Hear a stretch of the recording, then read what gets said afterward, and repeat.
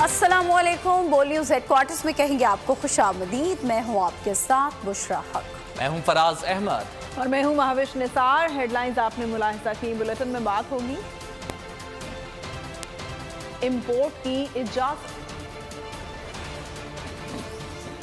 हुकूमत के जतन, जरदारी का वादा,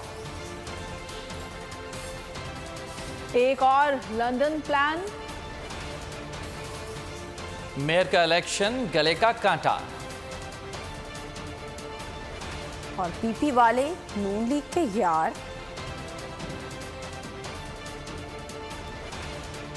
ये सब भी होगा बुलेटिन में शामिल। सबसे पहले ये खबर आपको दें कि स्टेट बैंक ने IMF की एक और शर्त पूरी कर दी है। दरामदात पर आए तमाम पाबंदियां खत्म कर दी गई हैं। सर्कुलर जारी कर दिया गया है। 6000 कंटेनर्स रिलीज करने के लिए ज़र मुबादला की फराहमी की इजाज़त दे दी गई है। दरामदात के लिए बिला तफरीक ज़र मुबादला फराहम किया जाएगा। स्टेट बैंक के मुताबिक ये फैसला स्टेक होल्डर्स की तजावीज़ पर किया गया है। स्टेट बैंक की जानिब से IMF की एक और बड़ी शर्त पूरी कर दी। दरामदात पर आए तमाम पाबंदियां खत्म कर दी गई हैं। इस हवाले से सर्कुलर भी जारी कर दिया गया है। 6000 कंटेनर्स रिलीज करने के लिए ज़र मुबादला की फराहमी की इजाज़त दी गई है। दरामदात के लिए बिला तफरीक ज़र मुबादला भी फराहम किया जाएगा। स्टेट बैंक के मुताबिक ये फैसला स्टेक होल्डर्स की तजावीज़ पर किया गया है। इम्पोर्ट पर आए तमाम पाबंदियां खत्म करने का यह फैसला किया गया है। स्टेट बैंक ने IMF की एक और शर्त पूरी कर दी है। आबिद कयूम इस वक्त हमारे साथ मौजूद हैं, उनसे जान लेते हैं। आबिद बताइएगा क्या तफसीलात हैं?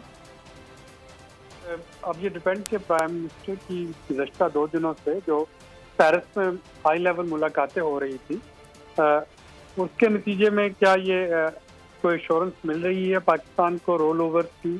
क्योंकि 2 चीज़ें इस वक्त स्ट्रक कर रही थी पाकिस्तान की नामे रिव्यू को। एक तो ये जो हमने डॉलर को मसनूई तौर पे इसकी कीमत को रोका हुआ था, मार्केट ओपन मार्केट इंटरबैंक का रेट। दूसरा जो रोल फाइनेंशियल एश्योरेंस, जिसके लिए हम कह रहे थे कि जी हमारा करंट अकाउंट डेफिसिट जो है वो कंट्रोल में है, और IMF कह रहा था कि ये इसलिए कंट्रोल में है कि आपने इंपोर्ट पे पाबंदियां लगा रखी हैं, आप पहले इसको खोलें ताकि आइडिया हो कि आपका करंट अकाउंट डेफिसिट इस माली साल में होता कितना है। तो अगर तो सऊदी अरब से या वहाँ पे किसी और बायलैटरल मीटिंग से पाकिस्तान को जो $2 बिलियन एक्स्ट्रा रेज करने हैं IMF के कहने पे, अगर तो उसकी कोई वहाँ पे बातचीत हो गई है तो यकीनन उसी के नतीजे में ये पाबंदियां जो है ये उठाई जा रही होंगी। या फिर IMF की MD के साथ जो कल मीटिंग हुई थी, अगर उसमें कुछ एश्योरेंस मिली है कि एटलीस्ट ये मिनिमम चीज़ें कर दें, तो उसके नतीजे में ये पाबंदियां उठाई गई होंगी। तो ये देखना ये है कि क्या ये पाबंदियां हम 30 जून तक उठा रहे हैं या उसके बाद भी हम इसका सिलसिला कंटिन्यू रखेंगे अगली ट्रांजैक्शन तक, क्योंकि अल्टीमेटली इसका जो इम्पैक्ट होगा वो हमारे डॉलर रिजर्व्स पे होगा। और जब कमर्शियल बैंक के रिजर्व जो हैं वो कम होना शुरू होंगे तो जाहिर है कि रुपए की कद्र जो है उस पर प्रेशर आएगा। तो इसमें अभी इफ्स एंड बट्स हैं। लेट्स सी कि कल इसकी मजीद तफसीलात जब सामने आती हैं प्राइम मिनिस्टर के दौरे की। आज वो फ्रांस से बरतानिया पहुंच गए। बहुत शुक्रिया आबिद कयूम सलेरी साहब। पाकिस्तान ने IMF की तमाम शराइत पूरी कर दी। अब प्रोग्राम बोर्ड में जाकर मंजूर होना चाहिए। मामला खुश असलूबी से तय करना चाहते हैं। फ्रांस में मुनाकिदा कॉन्फ्रेंस में शिरकत के बाद लंदन पहुंचने पर वज़ीर आज़म शहबाज शरीफ ने कहा, पाकिस्तान की टीम की क़यादत इसहाक डार करेंगे, मेरा भी उनसे राब्ता है। फ्रांस कॉन्फ्रेंस में माहौलियाती तब्दीलियों समेत दीगर उमूर पर बात हुई। वज़ीर आज़म शहबाज शरीफ दौरे फ्रांस मुकम्मल करके पार्टी कायद नवाज शरीफ से मुलाकात के लिए लंदन पहुंच गए। मीडिया से गुफ्तगू में वज़ीर आज़म ने कहा, MD IMF को बता दिया कि पाकिस्तान ने तमाम शराइत पूरी कर दी हैं। अब प्रोग्राम बोर्ड में जाकर मंजूर होना चाहिए। पाकिस्तान की टीम की क़यादत इसहाक डार करेंगे, मेरा भी इनसे राब्ता है। मेरी मुलाकात हुई थी MD IMF से और उनसे मैंने यही कहा कि हमने तमाम शराइत जो IMF की हैं वो पूरी कर दी हैं, और अब जो प्रोग्राम है IMF का वो अब बोर्ड में जाकर उसको मंजूर होना चाहिए। इससे पहले पेरिस कॉन्फ्रेंस में वजीर आजम ने जर्मन चांसलर ओलाफ शोल्स, चीन के वजीर आजम ली कीचियांग, ब्राजील के सदर लाओ लाडी सल्वा, सरबरा यूनियन कमीशन और सदर इस्लामी तरक्याती बैंक से अलहदा मुलाकातें की, जिनमें नए आलमी मालियाती मुआहदे सीपेक समेत मुख्तलिफ उमूर पर तबादला ख्याल हुआ। वजीर आजम ने यूरोपीय कमीशन की सदर को पाकिस्तान के दौरे की दावत भी दी। कि आसिफ अली जरदारी कहते हैं कि पाकिस्तान एक गोल्डन बास्केट है, शहरियों को दुबई के बजाय पाकिस्तान में इन्वेस्ट करना चाहिए। यहाँ मुनाफा 1000% ज़्यादा है, लेकिन लोग सिक्योरिटी की वजह से सरमायाकारी नहीं करते। लाहौर में कारोबारी अफराद से बातचीत करते हुए कहा कि मुल्क के मफाद में मिसाक़ मईशत पर दस्तखत करने के लिए तैयार है। Pakistan is unique, just unique. God has given it to us as an absolute, if we could use the word, it's a golden basket. ये जो लोग रोते रहते हैं कि लोग दुबई जा रहे हैं और 15 बिलियन आ गया दुबई और 20 बिलियन आ गया, it's insecurity. हमारा return is 1000% more, nothing else. Insecurity की वजह से लोग इन्वेस्ट करते हैं abroad. I am willing to sign. My two ministers sitting here will sign with you a charter of economy if God gives me a chance. पहली बात है कि मैंने किसी को धोखा नहीं दिया, तो PMLN को मैं धोखा नहीं दूंगा।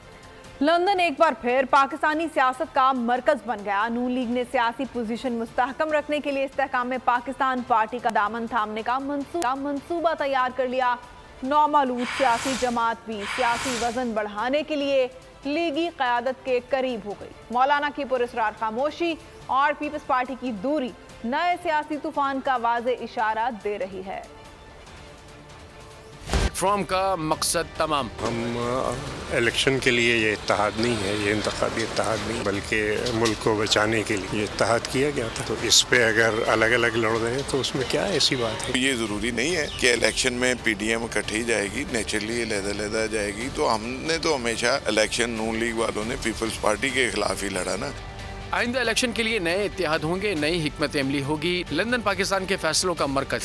नून लीग ने तोड़ जोड़ की सियासत का बाजार गर्म कर दिया। आउन चौधरी नवाज शरीफ के साथ निशिस्त जमा चुके। शहबाज शरीफ फ्रांस से वापसी पर लंदन उतर गए। सियासी पोजीशन को मुस्तहकम रखने के लिए नून लीग ने इस्तेहकाम पाकिस्तान पार्टी के गिर्द सियासी जाल की चाल तैयार कर ली। पीपल्स पार्टी की नून लीग से दूरी और मौलाना की मुसलसल खामोशी इस बात का वाज़े इशारा दे रही है कि आइंदा इंतखाबात में इत्तेहादी मुखालिफ के तौर पर आमने सामने होंगे। और पाकिस्तान ने अमेरिका भारत मुश्तरका एलामिये में पाकिस्तान के हवाले से मखसूस हवाले को गैर ज़रूरी, एकतरफा और गुमराहकुन करार दी। पाकिस्तान ने बैनुल-अक़वामी शराकतदारों पर जोर दिया कि वो एकतरफा मौक़िफ़ की तौसीक से गुरेज करें। 22 जून के अमेरिका भारत मुश्तरका एलामिये से मुताल्लिक़ मीडिया के सवालात का जवाब में तर्जुमान दफ्तर ख़ारजा मुमताज़ ज़हरा बलोच का कहना था, आलमी बरादरी ने दहशत गर्दी के ख़िलाफ़ जंग में पाकिस्तान की कुर्बानियों को बारहा तस्लीम किया है। मुश्तरका बयान में किए गए दावे दहशत गर्दी के ख़िलाफ़ जंग के बैनुल-अक़वामी आज़म को किस तरह मजबूत कर सकते हैं। हिंदुस्तान मकबूजा जम्मू कश्मीर में कश्मीरियों पर वहशियाना जबर और अक़लियतों के साथ नारवा सलूक से तवज्जो हटाना चाहता है। पाकिस्तान को भारत को जदीद फौजी टेक्नोलॉजीज़ की मनसूबाबंदी मुंतकिली पर भी गहरी तशवीश है। सिविलियंस के मिलिट्री ट्रायल के खिलाफ दरखास्तों का मामला। सुप्रीम कोर्ट के सीनियर जस्टिस काजी फाइज ईसा का गुज़श्ता रोज़ का नोट सुप्रीम कोर्ट की वेबसाइट से हटा। नामजद चीफ जस्टिस काजी फाइज ईसा ने 9 रुकनी बेंच पर एतराज़ात उठाए थे। चीफ जस्टिस सुप्रीम कोर्ट ने मिलिट्री कोर्ट्स में सिविलियन के ट्रायल से मुताल्लिक केस में ईद से पहले फैसले का इंदिया दे दिया। एडवोकेट जनरल पंजाब और अटॉर्नी जनरल ने ज़ेर हिरासत अफराद की रिपोर्ट जमा करा। चीफ जस्टिस उमर अता बंदियाल ने रिमार्क्स दिए, सीक्रेट एक्ट लगाने के लिए कोई इंक्वायरी या इन्वेस्टिगेशन तो होनी चाहिए। ये कहना दुरुस्त नहीं कि सिविलियंस का आर्मी एक्ट से ट्रायल नहीं हो सकता। वज़ीर दाखिला राना सनाउल्लाह ने मिलिट्री कोर्ट्स केस पर सुप्रीम कोर्ट का फैसला न मानने का इशारा दे दिया। कौमी असम्बली में खिताब करते हुए कहा कि फौजी तनसीबात पर हमला होगा तो तफ्तीश आर्मी ही करेगी। अता तारड़ बोले कि लाडले को रिलीफ देने की कोई मंतक नहीं। जस्टिस काजी फाइज ईसा बेंच को गैर कानूनी तस्लीम कर चुके। आर्मी एक्ट 1952 जो है, अगर उसके तहत किसी का ट्रायल नहीं हो सकता, उसके तहत किसी के खिलाफ मुकदमा दर्ज नहीं हो सकता, तो फिर भाई उसको रिपील कर दे। वो इसीलिए है कि अगर कोई ऐसे प्रोहिबिटेड एरिया में दिफाई तनसीबात पर या दिफाई निज़ाम जो है उसके ऊपर अगर कोई हमला आवर होगा, एनी पर्सन अगर वो उस एरिया में दाखिल होगा, तो फिर उसका ट्रायल जो है वो फिर किसी ट्रैफिक लॉ के तहत नहीं, वो फिर आर्मी एक्ट के तहत ही होगा। लाडले को किसी ना किस्म का रिलीफ देना मकसूद है, इसके अलावा और कोई मंतक नहीं है। काजी फैजीसा साहब इस बेंच को गैर कानूनी, गैर आईनी डिक्लेयर कर चुके हैं। अमीर जमात इस्लामी सिराजुल हक कहते हैं कि मेयर कराची का इलेक्शन पीपल्स पार्टी के गले का कांटा साबित होगा। पीपल्स पार्टी तमाम जबर के बावजूद कराची में नाकाम रही। क्या जुल्म है कि 9 लाख वोटों वाले हार गए और 3 लाख वोटों वाले जीत गए। इस्लामाबाद में धरने से खिताब में कहा कि मौजूदा इलेक्शन कमीशन किसी सूरत साफ और शफाफ जनरल इलेक्शन नहीं करा सकता। अगर इसी का नाम इलेक्शन है तो इस धोखे को बंद कर दिया जाए। दिलाता हूँ कि ये जो कराची का मेयर है, ये पीपल पार्टी और सिंध की हुकूमत के गले में कांटा साबित होगा। तमाम तर बदमाशों के बावजूद पीपल्स पार्टी हार गई। सारी दुनिया हैरान हो गई कि कैसे इस शहर में 9 लाख वाले हार गए और 3,25,000 वाले जीत गए। कराची के इलेक्शन में इलेक्शन कमीशन ने हमारे साथ इंसाफ नहीं किया। आज अगर हम इलेक्शन कमीशन से जनरल इलेक्शन का मुतालबा करते हैं तो ये एक जनरल इलेक्शन को इंसाफ के साथ कराने की अहलियत तो नहीं रखते हैं ये इदारे। शहजादे ने कहा है कि जिस तरह मैंने कराची का इलेक्शन जीता, उसी तरह मैं पाकिस्तान का इलेक्शन जीतूंगा। हाफिज नईम कहते हैं कराची में जमात इस्लामी के मैंडेट पर डाका डाला गया। पीपल्स पार्टी और इलेक्शन कमीशन के गठजोड़ से शहर पर कब्जा किया गया। कमर जमान कारा ने कहा कराची में पीपल्स पार्टी के पास वाज़ेह मैंडेट है, पीटीआई के अरकान वोट ही नहीं देना चाहते थे। हाफिज नईम बोले, चीफ इलेक्शन कमिश्नर ने जरदारी का लिखा हुआ फैसला सुनाया। कराची के मैंडेट पे डाका कबूल नहीं है, पूरा पाकिस्तान इसको मुस्तरद करता है। माफियाओं ने ये सोचा कि अगर जमात इस्लामी का मेयर आ गया तो ये तो फिर अफगानिस्तान की तरह दयानतदारी से काम होगा, फिर एडवर्टीजमेंट के ठेके कौन खाएगा। अब भी किसी जमात की वाज़ेह मेजॉरिटी नहीं थी। Single largest party Peoples Party. हालांकि मेयर के इलेक्शन से बहुत पहले उनका एक ग्रुप था 30-32 बंदों का, जिन्होंने अपने पार्लिमानी लीडर भी मुकर्रर किया था और उन्होंने कहा था कि हम किसी को वोट नहीं देंगे। पीपल्स पार्टी का लिखा हुआ फैसला इलेक्शन कमीशन पाकिस्तान से जारी हुआ। चीफ इलेक्शन कमिश्नर साहब, आप शफाफ इंतखाब कराने में नाकाम हो गए। चीफ इलेक्शन कमिश्नर को भी मैंडेट चोर कहेंगे। जमात इस्लामी 2, 4, 5 बंदे ही ले आती उनमें से। अब तो वो लोग आज़ाद है ना, कल तो चलो अगवा थे, फलान थे, जो भी कोई तो इकरार कर लेता कि हमें अगवा किया गया था। और बिलावल भुट्टो कहते हैं कि शहबाज शरीफ से बेहतर वजीर आजम नहीं देखा। सबकी जिम्मेदारी है कि हम वजीर आजम का हाथ मजबूत करें। वजीर आजम शहबाज शरीफ वादे पूरे करते नजर आ रहे हैं। नून लीग वाले हमारे यार हैं। कौमी असम्बली में खिताब करते हुए कहा कि जमहूरी निज़ाम को बंद गली में ना धकेला जाए जिसमें पीटीआई को धकेल दिया गया। दुनिया में कोई ऐसा मुल्क नहीं है जो आपको जमहूरियत के नाम पे या सियासत के नाम पे आपको अपना मिलिट्री इंस्टॉलेशंस या यादगार यशोदा पे हमला करने की इजाजत देते हो। और वो लोग जो इस वाकये में शामिल थे, अगर वो समझते हैं कि पाकिस्तान पीपल्स पार्टी की माजी की वजह से हमारे दिल में उनके लिए कोई नरमी है, मैं फ्लोर पे वाजे करना चाह रहा हूं कि ऐसा नहीं है जनाब। इसमें वजीर आजम शहबाज शरीफ साहब सिर्फ मुस्लिम लीग नून का वजीर आजम नहीं है। वजीर आजम शहबाज शरीफ साहब ज्यादा पीपल्स पार्टी का वजीर आजम है। वजीर आजम शहबाज शरीफ साहब के अपने ही वादे थे जो हमें इंशाअल्लाह ताला पूरा होते हुए नजर आ रहे हैं। और सदर जरदारी साहब के बारे में तो मशहूर है कि यारों का यार है, और वक्त का जो हमारा सियासी यार है वो तो पाकिस्तान मुस्लिम लीग नवाज है। इस दायरे में रहते हुए मैंने अपना जिम्मेदारियां भी पूरा करना है कि हम वजीर आजम साहब का चेयरमैन पीटीआई और बुशरा बीबी एक मरतबा फिर नैब रावलपिंडी में तलब। चेयरमैन पीटीआई को तोशा खाना जबकि बुशरा बीबी को अलकादिर ट्रस्ट केस में तलब किया गया है। दूसरी जानिब इस्लामाबाद हाई कोर्ट ने तोशा खाना केस नाकाबिल समाअत करार देने की चेयरमैन तहरीक इंसाफ की दरख्वास्त पर फैसला महफूज कर लिया। चेयरमैन तहरीक इंसाफ और उनकी अहलिया बुशरा बीबी एक मरतबा फिर नैब रावलपिंडी में तलब। चेयरमैन पीटीआई को तोशा खाना और बुशरा बीबी को अलकादिर ट्रस्ट केस में तलब किया गया। नैब लाहौर और नैब रावलपिंडी की 2 रुकनी टीम ने जमान पार्क जाकर समन दिए। अली एजाज बुटर एडवोकेट ने तलबी के समन वसूल किए। चेयरमैन पीटीआई और बुशरा बीबी को 26 जून को नैब रावलपिंडी में पेश होने का हुक्म दिया गया। उधर इस्लामाबाद हाई कोर्ट ने तोशा खाना केस नाकाबिल समाअत करार देने की चेयरमैन तहरीक इंसाफ की दरख्वास्त पर फैसला महफूज कर लिया। चेयरमैन पीटीआई ही के केस के ट्रायल के खिलाफ दीगर 3 दरख्वास्तों पर 5 जुलाई को दलाइल तलब कर लिए हैं।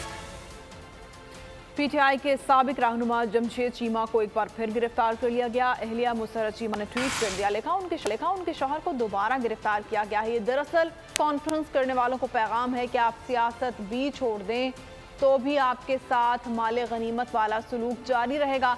हमारा हक है कि हम सियासत से किनारा कशी इख्तियार कर लें, हमें इससे भी महरूम किया जा रहा है।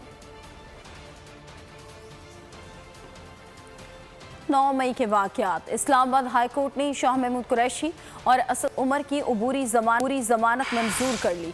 साबिक गवर्नर उमर सरफराज चीमा के अहलिया राबिया सुल्तान को शनाख्ती परेड के लिए 4 रोज़ा जुडिशल रिमांड पर जेल भिजवा दिया। 9 मई के वाक़यात तहरीक इंसाफ रहनुमाओं के खिलाफ केसेस। इस्लामाबाद हाई कोर्ट ने पुलिस को शाह महमूद और असद उमर की गिरफ्तारी से रोक दिया। अदालत आलिया ने अबूरी जमानत 1-1 लाख रुपए के मचलकों के एवज मंजूर कर ली। पुलिस से 10 जुलाई तक रिकॉर्ड भी तलब कर लिया। सेशन कोर्ट ने 3 रोज कबल शाह महमूद कुरैशी और असद उमर की जमानत खारिज की थी। जलाओ घेराव के केस में इंसदादे दहशतगर्दी अदालत ने साबिक गवर्नर उमर सरफराज चीमा की अहलिया राबिया सुल्तान को शिनाख्त परेड के लिए 4 रोज़ा जुडिशल रिमांड पर जेल भिजवा दिया। पुलिस ने खातून को चेहरे पर कपड़ा डालकर अदालत के रूबरू पेश किया। राबिया सुल्तान शौहर से मिलने अदालत आई तो पुलिस ने उन्हें गिरफ्तार कर लिया था। मरियम नवाज मुहिम चला रही हैं, नवाज शरीफ आएंगे, वजीर आजम बन जाएंगे। बिलावल भुट्टो को भी हक है कि खुद वजीर आजम बनने की मुहिम चलाएं। रहनुमा पीपल्स पार्टी निसार खोड़ो की प्रोग्राम ऐसे नहीं चलेगा में गुफ्तगू। कहा ना पहले ना बाद में, हमें वक्त पर इलेक्शन चाहिए। साथ ही नाकामी का एतराफ भी कर डाला। कैंपेन चला रही हैं कि मियां नवाज शरीफ साहब आएंगे और वो प्राइम मिनिस्टर बन जाएंगे। इस तरह से बिलावल साहब को भी हक पहुंचता है कि वो भी इस तरह से कैंपेन चलाएं और अपने आप को। मैं आपकी बात से टोटली एग्री कर रही हूं, सबको हक है, सब अपने इलेक्शन कैंपेन में हमने कह चुके हैं कि जी हाँ, हमें न टाइम से पहले इलेक्शन चाहिए न टाइम के बाद इलेक्शन चाहिए, हमें पूरे टाइम पे इलेक्शन चाहिए। इतना टाइम भी गुजर गया है लेकिन अभी तक उनकी रिहेबिलिटेशन नहीं हो सकी। सिंध के उन सैलाब ज़दगान की सियासी अदम इस्तेहकाम जानबूझकर पैदा किया गया है।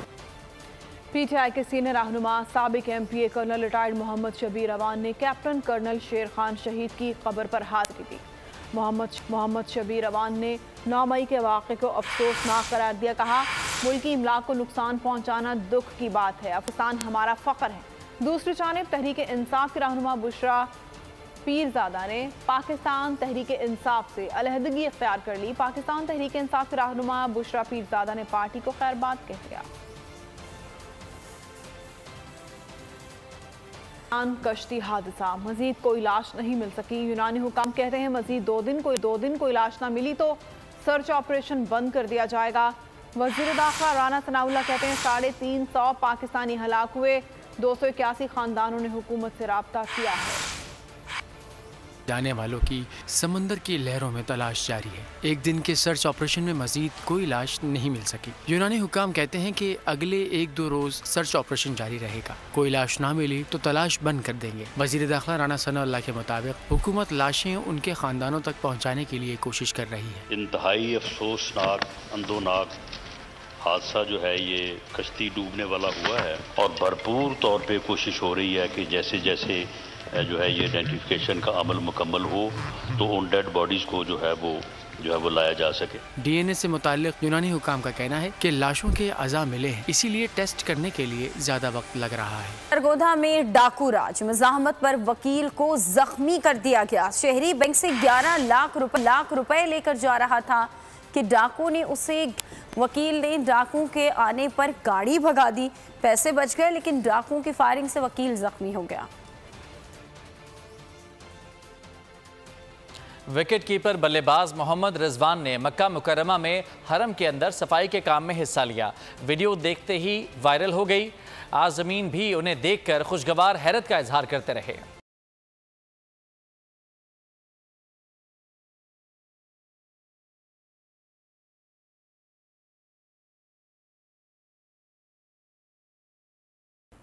जर्मनी के शहर बर्लिन में पाकिस्तान की फायजा नासिर और नाहीन खान ने 16वें एशियन ओलंपिक वर्ल्ड गेम्स में बैडमिंटन विमेंस डबल यूनिफाइड में गोल्ड मेडल जीता। मैसी बर्लिन में खेले गए बैडमिंटन इवेंट में पाकिस्तानी प्लेयर्स ने उज्बेकिस्तान को 21-5 और 21-17 पॉइंट से, मलेशिया को 21-14 और 21-6 से शिकस्त दी। रिपब्लिक के खिलाफ 21-12 और 21-13 से कामयाबी हासिल की। बैडमिंटन के मेंस यूनिफाइड डबल में पाकिस्तान के नौशवान आरिफ और राजा तलहा आसिफ ने पैराग्वे के खिलाफ 21-18 और 1-12 से, मकाओ के खिलाफ 21-12 और 21-16 से कामयाबी हासिल की और सिल्वर मेडल जीत लिया। हांगकांग के खिलाफ पाकिस्तान को 21-16 और 21-18 के मार्जिन से शिकस्त का सामना करना पड़ा। होशियार, खबरदार, बेकाबू जानवरों से बचकर रहे। न्यू कराची में 12 साला इब्राहिम बैल देख रहा था। बैल बिफर गया। बैल रस्सी छुड़ाकर भागा तो रस्सी बच्चे के पैर से लिपट गई। नन्ना बहक हो गया। गुलशन इकबाल में बकरा चोरी की अनोखी वारदात, शहरियों ने मुलजिमान की दुर्गत बना दी। आयशा मंजिल में मुलजिमान कार में गाय ले उड़े, जबकि डिफेंस के इलाके से कुर्बानी का जानवर चोरी करने वाला मुलजिम रंगे हाथों पकड़ा गया।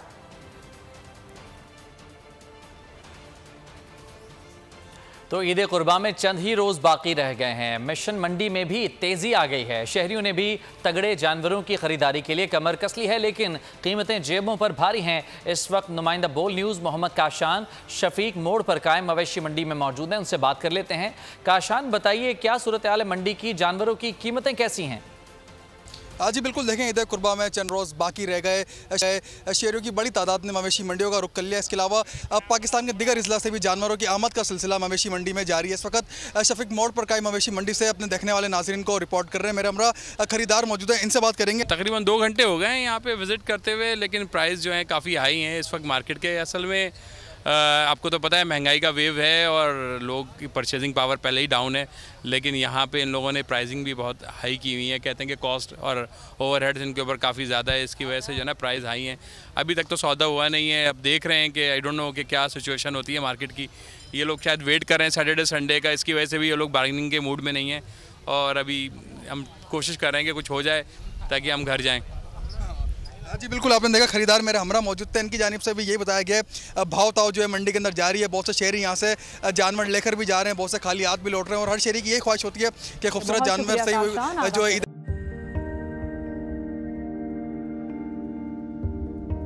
कैसे कैसे सितारे डूब गए, खूबसूरत नजारे डूब गए, ख्वाबों के सभी किनारे छूट गए, गमजदा दुख के मारे डूब गए। कितनी मुश्किल का सामना है यहां, कितने लोगों के प्यारे डूब गए। आओ मिलकर करें मदद सबकी, जिनके सारे सहारे डूब गए। आजमाइश में मिलकर एक हुए, नफरतों के इशारे डूब गए। कितने प्यारे हमारे डूब गए। कौमी सानहे की सूरत हाल से लम्हा बलम्हा बोल रखेगा बाखबर। गम की इस घड़ी में बोल तारकीने वतन के अहले खाना के साथ खड़ा है।